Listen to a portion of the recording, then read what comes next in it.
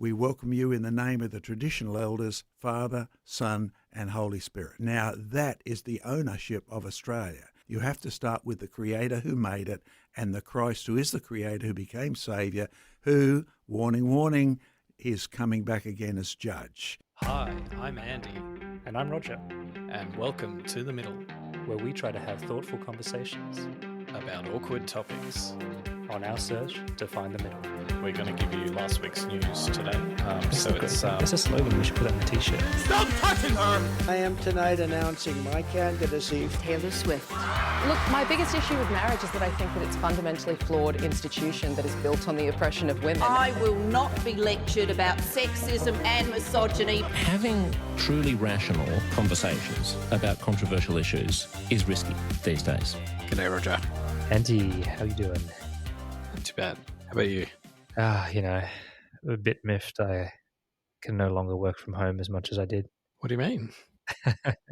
No, it's all good. As you know, as we have discussed, I am commuting into the office now for most days. So the dream of work from home is over. But actually, you know what? It is good for me. It actually is good for me. I was becoming a little bit too weird being a work from home guy. So how do you think all these people who've been told to go back to the office are coping now? Not well. I think that it's a strange thing that I feel like most people, and especially young people, they do kind of need boundaries. They need to be led, so to speak. And I kind of almost hate myself saying that because that's definitely not how I feel personally about myself or how I felt when I was a young person, in quotations. But I do kind of feel that, you know, when I look at the new recruits nowadays, I feel like they just need so much direction, you know, and not just direction on like how to complete their tasks, but they need direction in all like senses of the word, right? Community, like social, spiritual, you know, support from their workplace and their leaders. And I just kind of feel like it's very hard to give that to them when they work from home all the time. Spiritual, that's a bit spicy. That's a little bit of a change, a little bit of a turn for you, because I know we had some episodes maybe a year or 2 years ago, and we did touch on the whole work from home thing. And I don't think you were black and white about it, but I think you were a bit of a protagonist for the work from home. Do you think you've changed your perspective, or is it just circumstances have changed and it's a different world now? I think it's a bit of both. I think some of it is that I need to accept my reality and get on board with the situation. I still hold those. Let me be clear, my values haven't changed. I think that with the right tools and the right systems in place, you can get great work from home because I do it day to day. I work with remote teams, and that's the equivalent of work from home, right? You don't ever see them. You deal with them as an avatar on Teams, right, or whatever it is.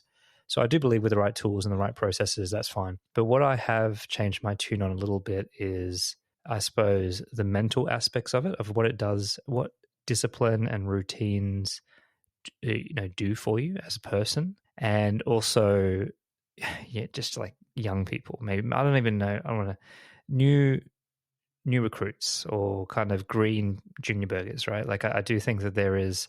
I didn't consider that properly, and I think as my last role, I was just very embedded. I knew what my team was very mature, and there wasn't too many people like that around. So I've been exposed to more now, and I think that it's opened my eyes a little bit about, it's really tough for these people in the same way that I think COVID has created a generation that's been very disrupted in terms of their education. I feel like it's actually the same for graduates and new recruits. There's a generation of people who started their career in COVID, and as a result, they just seem extra green or like extra immature, or they need a lot more hand-holding than I remember graduates meeting when I started. Just to like get off individual job preferences or styles or whatever, but into the more general proposition, like the sense of entitlement, because we've had like quite a few employers now come out and say, and it's a variation of like, we want to get everyone back in the office from maybe a zero base to 2-3 days a week. In other cases, they're already doing 2-3 days a week, and they want to go the 4 or 5 days a week sort of path. And people have gotten used to the status quo such that it's a little bit like squatters' rights. They've been inhabiting that space for so long where you can work from home. You've been allowed to work from home. That's the status quo now, as opposed to March 25th, 2020, we all get sent home in this most dramatic of circumstances to work from home as maybe a temporary phenomenon. What's your thoughts on the changing nature of expectations in the market, particularly younger people? Because it's the younger people, man. Like, because you know what it is. I think that if you are of a certain age and you have family responsibilities, what work from home means for you is very, very different than someone who's young in their 20s or even their early 30s and has no kids or family responsibilities. Like, that is a very, very different thing. And I'm not sure the latter is good for the person's sense of routine, discipline, and learning, career growth or whatever. And I'm talking in broad strokes now, but I think we have to also be honest with ourselves that work from home, you may be more efficient in some regards when you work from home, but you're probably only more efficient because you're squeezing in other personal elements. So you have to be more efficient. And I think that everyone really knows that deep down. In terms of the entitlement, I think it's actually it's just a generational view on a progressive continuation on what millennials had as work-life balance. And then there's this work from home and COVID disruption. And it's just, I think that it's just gone to the extreme and they now expect, they've always expected a lot from their workplace, but now they see it as like a differentiator for different organizations that they actually offer this to the employee. I think one of the things that's hard to come to terms with if you've been in the workforce for some time is this notion of thinking that you have the upper hand as the employee, because I think our whole career, or anyone over the age of, I don't know what the age would be, but certainly you and I think we were in the workforce at a time where your employer holds the cards, but not just because there's some power imbalance, but also because you want what the employer has to offer. You want the promotion, you want the next step up, you want to progress in your career.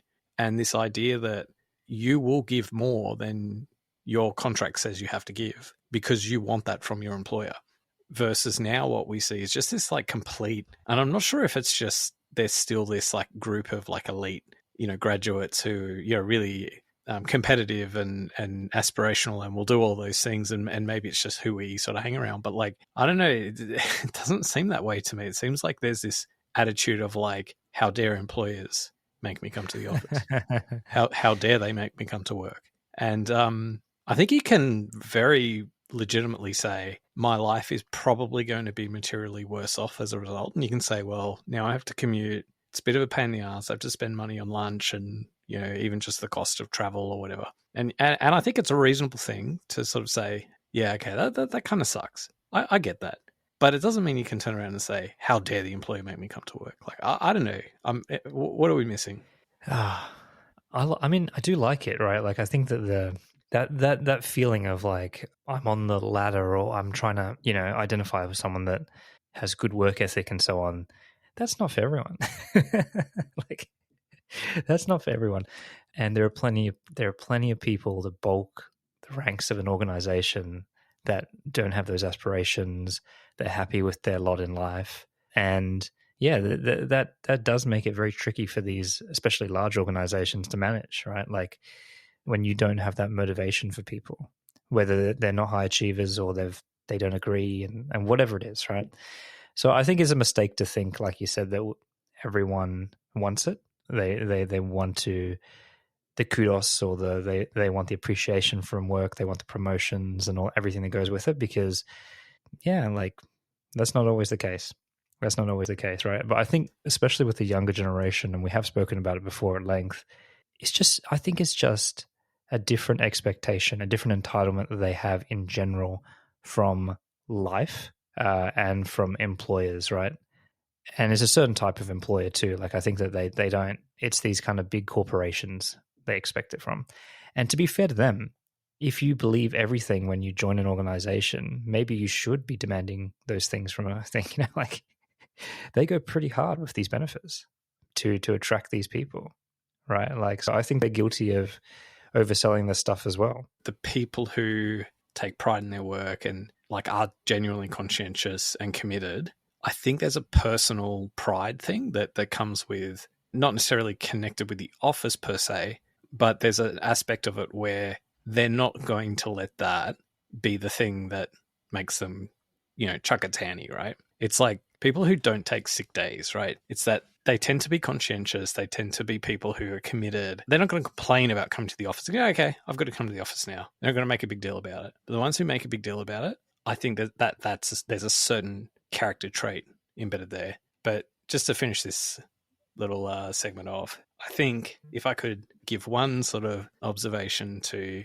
and like, you and I, we're still like probably in some ways young still. I think we have this conversation perceiving where, the older of the, in the workforce, we're older, but we're probably in the middle actually.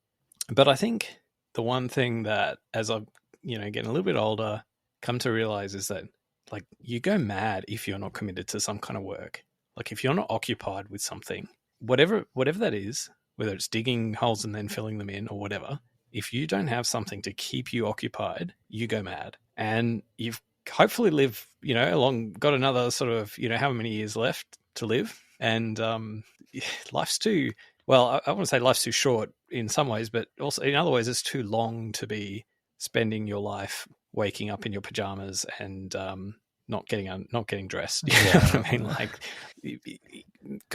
people have got to kind of connect with others. They've got to experience the world and experience. Everyone's got a limit for it, Andy. And I think I reached mine. And I'll be very honest, like there are times where the experience of when your personal grooming actually gets away from you is not an experience that you get to have if you're going to the office every day. But when you work from home, that can easily happen where, you maybe haven't washed your hair as often as you should have, so you have an itchy scalp, or you haven't shaved or whatever it is, right? Like I think humans are inherently just going to have a camera off day today. Inherently lazy people, and men especially. Like we've talked about this before. I think that actually men are some of the biggest losers from work from home because you don't have that structure and that routine.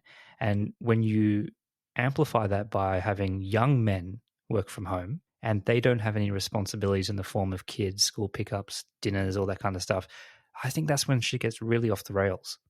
I truly believe, because of the things you talked about, like you get less and less meaning from your day-to-day job. And that things can go pretty bad. They probably can last for, 6, 12 months, but it's not good for you. I definitely think if Jordan Peterson wrote 12 rules for life after the pandemic, rule number 13 would be go to work. Put some pants on, go to work. I mean, even something as simple as shaving. Oh my God. Like, anyway, I think I've got a new appreciation for the process of going to work, as painful as it is, what it does for you mentally. All right. So one of the things that accompanied COVID and working from home was Zoom and Teams calls and the like. And we do this podcast remotely. We don't do, I have heard, it's not common, but it's definitely one of those like sticks out like a sore thumb moments where someone does the Acknowledgement of Country on a podcast. I've heard it once or twice. I know ABC do it a lot. A lot of people do it, man. No, but on a podcast, right? Yeah. Like, so, we were talking about Mamma Mia the other day. Every single Mamma Mia episode of Out Loud starts with an acknowledgement of country. Okay. Well, it was definitely a thing in COVID. Like everyone would read out where they're from, and I'm from the land of the. You could actually that was probably something that kept everyone in check, that they weren't in Bali having a nice holiday while they were working from home. Which land are you on right now, Andy? Do you even remember? I think I'm in Gadigal, the land of the Gadigal people. Okay, first up, what's your take on acknowledgements of country? What do you think about it? What's your like first reaction? I'm trying to actually think about when I first experienced it. And the memory is blurry. It's not like, it happened on this fine winter day, right? It just kind of has insidiously crept into the normal proceedings of work life. But look, I think, I'm going to be pretty blunt. My natural inclination, especially as like an ethnic minority, I just find the thing a little bit disingenuous, a little bit kind of tedious. The problem with it for me is it's one of those things where no one asked you whether you wanted to do it. They just kind of told you should do it, right? And that's kind of the problem. And then people hijack that and they use it for virtue signaling or whatever it is, or power plays in the office. And yeah, I think it's one of those things that has very good and genuine beginnings, but has gone a little bit off track, in my opinion. Yeah, I mean, at the risk of concluding the episode too early because we agree, and there's no room for daylight between us, but this is like just about everything else in the reconciliation space, where you have like this really well-meaning thing that happens, and it has a place and a time, and there's an appropriate setting for it, and everyone's on board with it, and no one's complaining about it. And then those fucking inner city elites get their hands on it, and they're usually like whitey sort of, inner cities, university educated. There's a certain kind of person, right? They usually have purple hair or some variant like that. And they have to like insist that, no, that's not good enough. We've got to do more. We've got to push it beyond. And it gets to the point where something that's good, something that's innately like a positive step forward, they overshoot, and you piss everyone off in the process. And that's exactly what's happened. We've got like something that happened probably 20, 30 years ago. It was this thing that you do maybe at like a citizenship ceremony, or, Opening ceremony. Like a high profile, opening ceremony, like a grand final of a, sporting event or something, a significant public occasion. And it was good. That was good. I'm all for that. I think that's really good. I think it's respectful. I think it's a good cultural exchange, especially if you have international people Why is involved. it good though? I think it is a symbolic acknowledgement Of what? Of reconciliation, of like there were people here. It's acknowledgement, right? I mean, but it's a serious question though. Like, I mean, right? I feel the same way. It's like a nice thing. Let's not overthink it, right? Like, this is like a step in the right direction, but at the same time, like, what are we doing here? Like, you acknowledge that it's someone else's land. When it was being done at these big events, like maybe it's like the opening of Parliament, and you have each year, and instead of having the Queen or the Governor General come and do that role, you also add this extra thing. It actually probably has, like, I mean, symbols do matter. Like this kind of stuff does matter. It is important to some people, right? What is it aiming at doing though? Well, it's a reflection of society's kind of agreement, collective agreement that, okay, there's this thing that happened over time that was disrespectful to First Nations people, and it makes sense to acknowledge that. And I think that was like, you can say it's superficial, you can say it's like doesn't actually achieve anything in a consequentialist sense or something like that, but it actually does. It makes a certain group of people who feel aggrieved or feel some sense of injustice feel heard. So it does play a role. But when you have every fucking Zoom meeting, internal Zoom meeting in a corporate setting, commence with a let's go around and share our stories about our yarning circle session on, before we kick off the meeting, that's alienating people. Yeah, look, I want to talk about the line, right? Because for me, there's a few things, right? So, there's that classic example that just the gall of it, right? Like and where the mirror is being held up, right? And the most egregious example to me is when they do it before they like start the auction. I think that is really egregious, right? So the auctioneer and the real estate agent will be like, acknowledgement of country, acknowledge that we're on, Gadigal land or whatever. And then, hey, can we open for 1 million? Can we open? Oh man, like, are you serious? You're selling a piece of land that you've acknowledged as that you've taken, and then you go into an auction. Like, come on, guys. Like, I think that is just ridiculous, right? Like, who you're not like this is that's just the fact that you can't tell the juxtaposition there, or the kind of ironic nature of what you're doing there is just horrendous.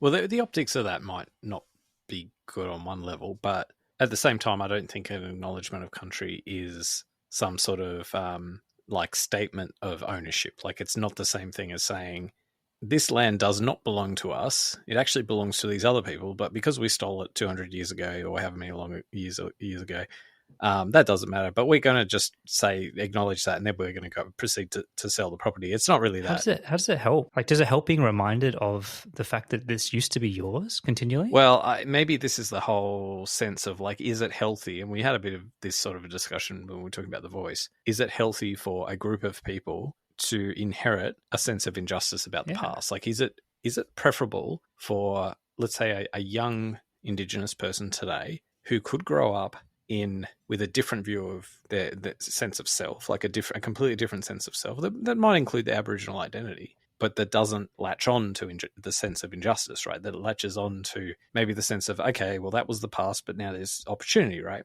Much like virtually all of us have the privilege of, of growing up with this sense of being like unshackled from the past, right? And we had that conversation in the context of The Voice, and I think the same plays here, right? It's this sense of should you have to, as you say, be reminded of it, but buy into it, right? And I think there's probably, some of this stuff exploded kind of post the apology to the stolen generations, like that whole notion of acknowledgement of that had happened, but like when you saw the sort of stolen generation apology, the people in the room were quite elderly. They were older Australians, Indigenous Australians who were either, I guess, possibly some parents, but certainly the children that were stolen from their families.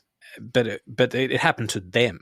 But what we're talking about now is something that happened to people 200 years ago. And it's not, that doesn't forgive, what happened, but I don't know it's that helpful to... Well, that's the serious question behind all this, right? Like, beyond this idea of it's helpful, it's nice, or whatever, it shows respect, is this phrase, always was, always will be Aboriginal land. Like, who is that helping? Are we creating the right conditions for us to move together into the future as a people, as like Australians, And what comes with that is being kind of other from our current day society. Why would I buy a piece of land if this always was and always will be my land, right? Like, I don't know. It's a serious question that I would kind of want to kind of pose around, like how, and I will make the distinction between an acknowledgement to country, usually done by whiteys, and a welcome to country, where there's a ceremonial, there's like a cultural education, like historical kind of education that comes in, right? Like, I've got a bit more time for that, and I can understand that is important from a understanding the historical aspect of Australia. When you have smoking ceremonies and things at key events and stuff like that, that's very different from, like you said, someone getting up, some inner city elite getting up and jockeying for brownie points. Speaking of smoking ceremonies and brownie points, just on a related anecdote, I was walking through my part of the city earlier in the week with my son, and he goes, "Smells like Los Angeles." And I said, "Oh, do you know what that is?" I said, "No." He said, "Oh, you'll find out." Maybe it might be legalized by the time he grows up. Yeah. Look, I just kind of think that I think we need to be very clear about what we are wanting to achieve before we let certain norms and things actually just take over, and we're on autopilot anyway, right? It becomes this thing we're compelled to do, or perhaps we're doing it to be respectful, but we don't really understand what it's trying to achieve. I think we skipped past that a little bit. Think back to our childhood education. I don't know if we were set up to kind of understand this very well. I'd probably say we weren't. And yeah, I just think that you just have to be careful with these things, because what you end up doing is alienating a whole bunch of people that would be supporters of the cause, right? But right now we can't even articulate what that is, and what this part, like how an acknowledgement to country sits in a greater view of what reconciliation may mean and may take us, right? And you could even think about The Voice with this whole thing, right? Like, how much of The Voice was people that are kind of like, oh, I don't really know what's going on, but I kind of hate being forced to do an acknowledgement of country. Like there would be a percentage of low information like voters that would actually just feel that, right? And so that's what I mean. You just have to pick your battles with these things. Yeah, I think we've probably missed probably one step for our any international listeners, which is just to confirm that or clarify, like if you're wondering what the hell we're talking about. So an acknowledgement of country is something that, you do usually before some sort of an event or meeting.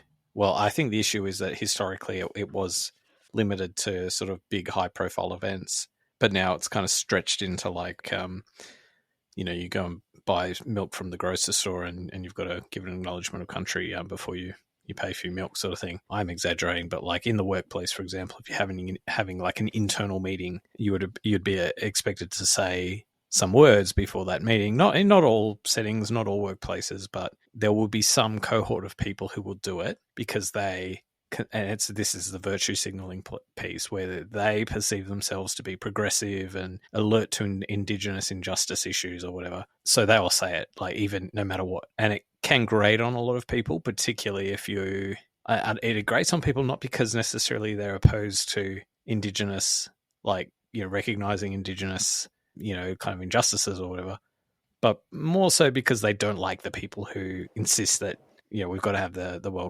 acknowledgement of country, right? It's like that whole, like when someone, you can just tell they're like a raging lefty or something, like they rub you up the wrong way, right? The socialist sort of thing.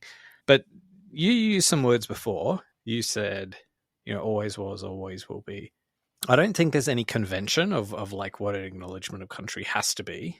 It's usually just something to the effect of saying, I acknowledge, the traditional owners of the land on where we meet today. I pay my respects to Aboriginal and Torres Strait Islander cultures, elders past and present, right? It could be as simple as that. But do you really do? Do you really do that? Yeah, I think that's what most of the ones would be. I think when you have a welcome to country where you get like... I agree. I'm just saying, if you are saying those words, do you really do that? Do you really pay respect? Well, I think it's like anything. It's like... an empty platitude? There's a lot of empty platitudes, though, that we engage in. Okay, well then call it for what it is then. Is it that or... Well, okay. When we were at school, I think we had a combination of the national anthem. I mean, the national anthem is... A lot of that's empty platitudes. But also there was this... What was there? There was some other... I pledge my loyalty to Australia and its people or whatever, some pledge or something. I just remember that at school. Something like that. So...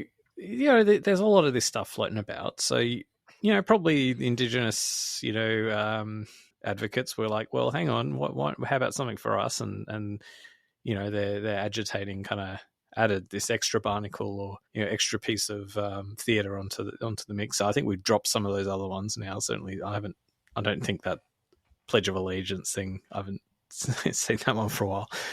But to be honest, I just don't like someone from like whether it's from a point of authority or some other, whether it's cultural or in some sort of forceful regulatory way, telling me that I have to say something. And I don't tend to say them. Like I don't tend to. I mean, if it's like an absolute oversight, if I don't say it, like if it's would draw attention to the fact, like I'm like as though I'm trying to be an activist by not saying it. Then I'll say it in that setting. But if I can get away with it, I'll not say it. And should it be like, should you say it if you really don't, like that's the extent of what you do? You don't pay your respects, or you don't have anything to any skin in the game. Like I fucking hate you all. It's like sometimes in Catholic Church, right, or Anglican Church, it's actually quite a serious thing to take communion if you don't mean it, right? Like it's kind of, I don't know. I get the nice platitude thing and the respect, but this is where like you do not want to water down the actual meaning and the kind of the actual pathways to reconciliation. And I also think that the Voice has taught us this as well, that it creates this kind of divide amongst Australians in a way, right? Like, I mean, there is something, I do understand the complaints when some people say, hey, I don't really appreciate being welcome to my own country. Right, like I am Indigenous. I was born here. Right, like I didn't have any say in the matter. I was born here, and I understand that argument as well, right? Like, and does it come from a place of guilt, like this kind of whole colonial guilt thing, right? Like, so I don't know. I just feel like it's one of those things that could be very good, has very good intentions, but just needs a bit of an overhaul. It needs like a little bit more purpose to be put into it, more authenticity to be put into it, right? Like, and it needs to be called out when, again, talking about egregious corporate examples.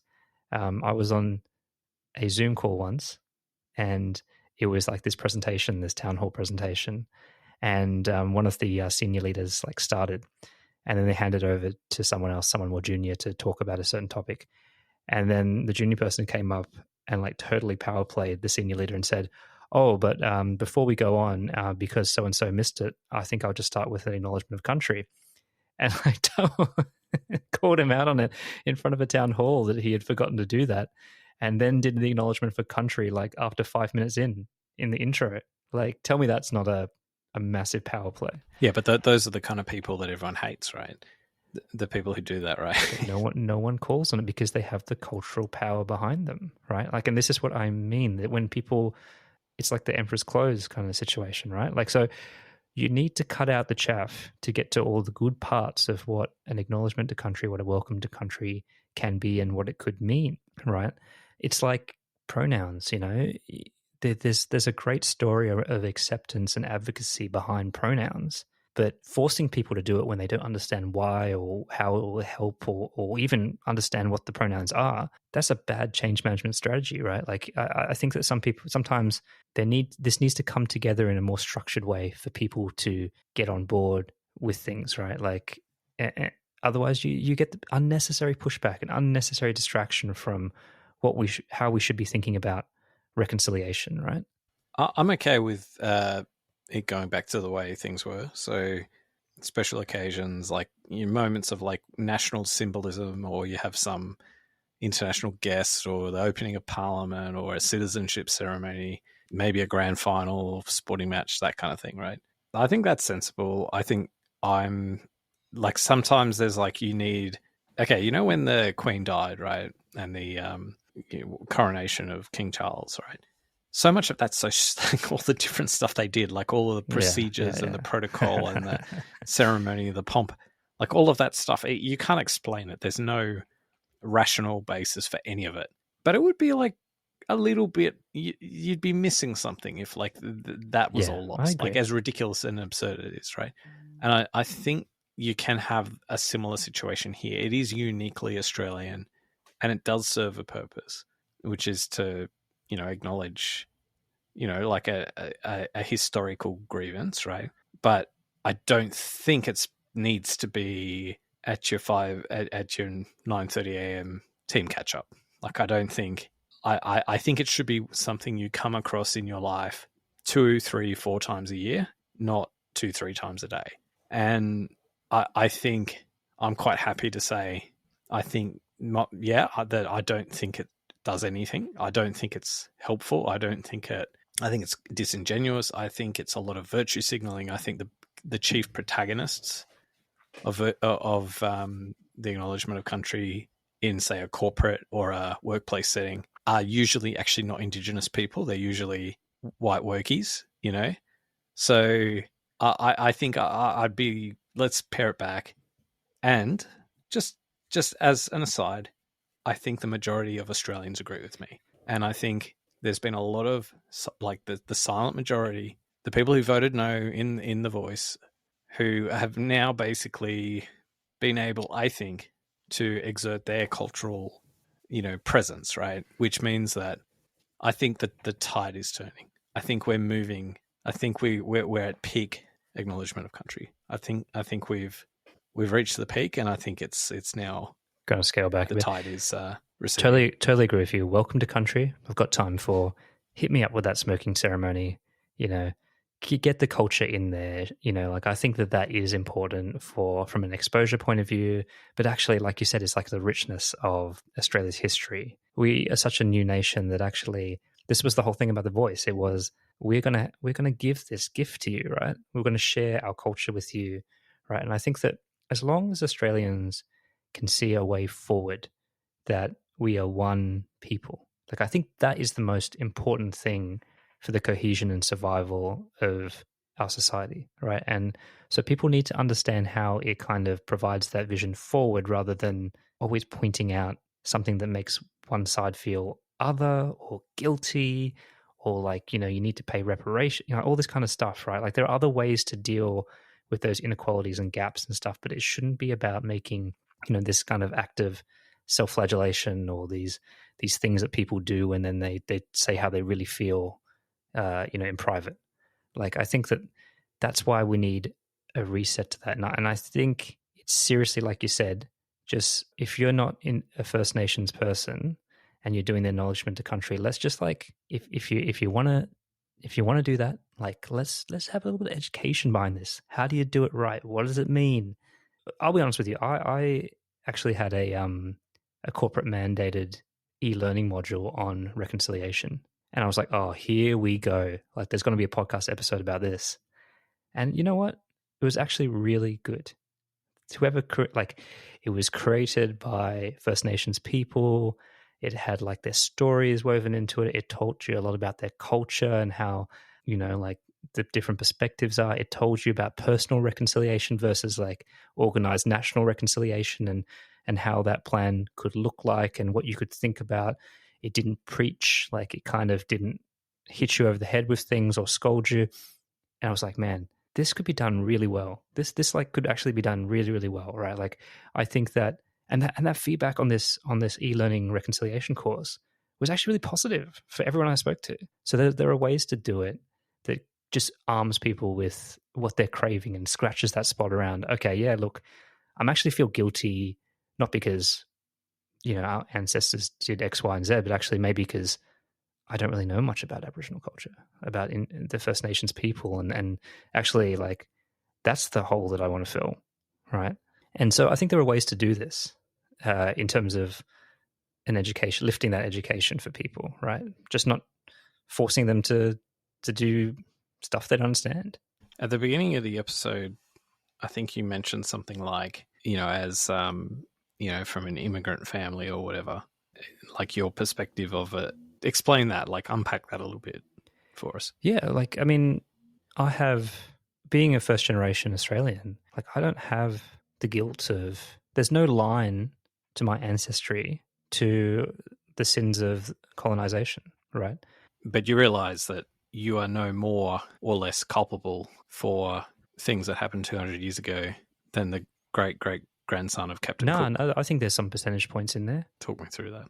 I don't want to go down the whole white privilege thing, but it's like, I don't feel any guilt for that. Like, I don't feel anything sticks from that. And yes, I do know what you're saying about the fact that, you know, like an Australian convict, someone who is descended from an Australian convict or colonial brigader or something like that, is more connected to it, but very, very scantly. But I haven't been, and my family and my heritage and my ancestors haven't been a part of the systemic advantages that would come from colonization. Well, I think the disambiguating kind of white privilege, for example, from this particular issue. So I think that's a separate bucket of issues. But when you control for that, because this is the thing with during The Voice, right? And I've heard this before, like this notion of like, oh, well, I'm an immigrant to Australia, so I had nothing to do with, you know, what happened in the past. But that's literally the same for every single other Australian born in the country. Whether you arrived by plane, whether you arrived in the hospital, in, you know, an Australian hospital. Well, whether you feel guilt or not, that's up to you. But what I'm saying is, I feel no guilt. That's what I'm talking about with the immigrant thing. I like, literally, my ledger is clean. Yours may have a smudge on it.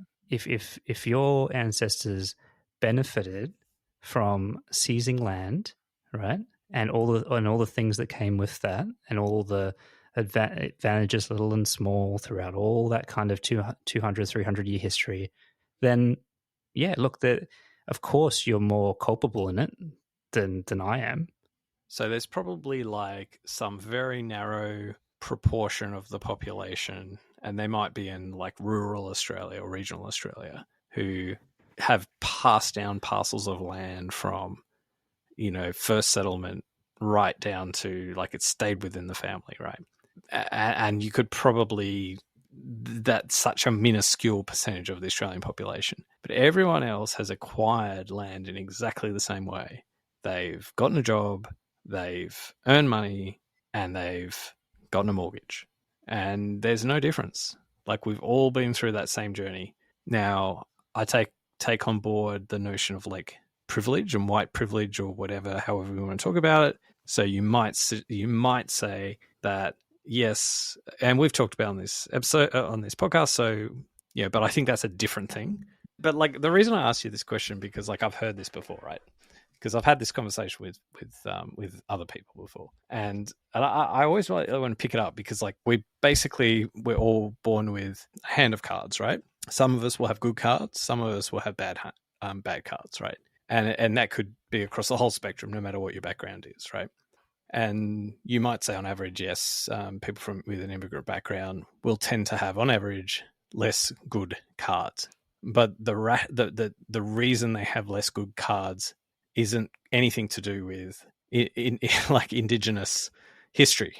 I'm not wanting to do an episode on white privilege light and tack it on to Acknowledgement of Country. But all I'm saying is that, I mean, your question was, as an immigrant, how do you feel? I feel removed from it, and I literally am removed from it, right? So it's just like, I hopped on the Ponzi scheme at the last level. Do you know what? Like, I think, to be fair to Acknowledgement of Country, I think like that's almost like, we don't want you to give the land back. We don't want you to do anything. We don't want reparations. I mean, they might actually want all those. Yeah, things, but say like, sounds like but the Acknowledgement of Country itself is like saying, look, this is like literally the easiest thing you can do. It's just to say this thing, like, so. But is that is that what it is? I think so. I think the spirit. Well, in fact, the history, like what they would say, what I understand of the practice, the history of the practice, is that it's something that you would do, that Indigenous cultures used to do to each other, like when they welcome different Indigenous people onto their lands. You're doing it for 250,000 years? Yeah. Well, that's apparently, right? This is the thing, right? So if you're an outsider, if you're in the wrong place, so to speak, right, and you're unwelcomed, then there can be trouble. But if you go through the process, now, whether that's symbolic or some other way, some different way, obviously there's like a bit of continuity gaps here, but all right, in some ways, like, you can kind of Andy, like, explain it then. Do you know what I mean? Like, that's what I mean by educate people. Like, what is it for? What is the intent? Like, let's not try to post-rationalize that we're all doing it. Why don't we know? Yeah, but you know what? Like, I think the way it was that you have it in these special occasions. You have probably an Indigenous person doing a welcome to country, as opposed to some whitey in a cafe doing some convoluted acknowledgement of country, telling about where they got the bark from, that they've got in their hands while they pray. Yeah, you got teacher Will hitting the didgeridoo in the background. And you could do it properly. And you could do the little education. And one of the great things about their welcome to countries is that they usually, like, they're all idiosyncratic. They're never the same.